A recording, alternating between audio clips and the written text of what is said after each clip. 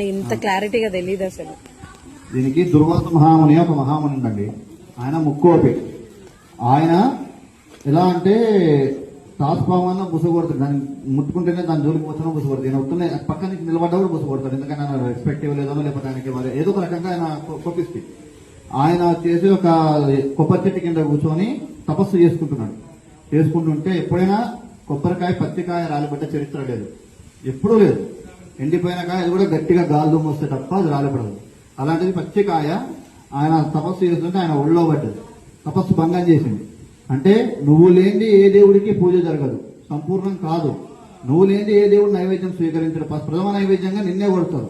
మంత్రంలో కూడా నువ్వే ఉంటావు. నారికేల రంభాఫలం. నారికేలం అంటే కొబ్బరికాయ, రంభాఫలం అంటే అట్టిపండు. అట్టిపండు నువ్వు లేని నైవేద్యం జరగదన్న గర్వంతో నా తపస్సు భంగం చేస్తావా? ఈ రోజు నుండి ఏ దైవ కార్యాలకి, ఏ శుద్ర కార్యాలకి, దేనికి కూడా నిన్ను వాడరు అని చెప్పిస్తాడు. అప్పుడు ఈ కొబ్బరికాయ గర్వం తగ్గి ఆ మునీశ్వరుని బతలాడుకుంటే, స్వామి తెలియజేసిన అపరాధం మనం అందించండి, శాప విరమణ చెప్పండి అని ఆయనను బతలాడుకుంటే వేడుకుంటే ఆయన శాప విరమణ ఎట్లా చేస్తాడంటే, మనకి తలకాయకి ఎలా జుట్టుందో ఈ కొబ్బరికాయకి జుట్టున్న భాగం చిక్క భాగం అవుతుంది, తల భాగం అవుతుంది. ఆ తల భాగం అలా చూపించి ఎవరైతే ఏ దేవుడికైనా సరే అలా కొడతారో ఆ నైవేద్యం ఆ దేవుడు స్వీకరిస్తాడు.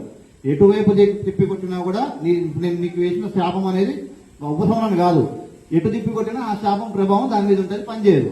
ఒక జుట్టు శిఖ చూపించి కొడితేనే ఆ శాపం ప్రభావం ఉండకుండా నైవేద్యం ఆ దేవుడు స్వీకరిస్తాడు అని శాప విరమణ ఆ మహాముని ఈ కొబ్బరికాయ ఇచ్చారు. అందువల్ల ఎవరైనా సరే ఒక అయ్యప్ప స్వామికి మాత్రమే బూడకాయ పెడతారు. మిగతా ఏ దేవుడికైనా సరే శిఖ చూపించే కొట్టాలి. ఇది శాపం కొబ్బరికాయ ఉండదు.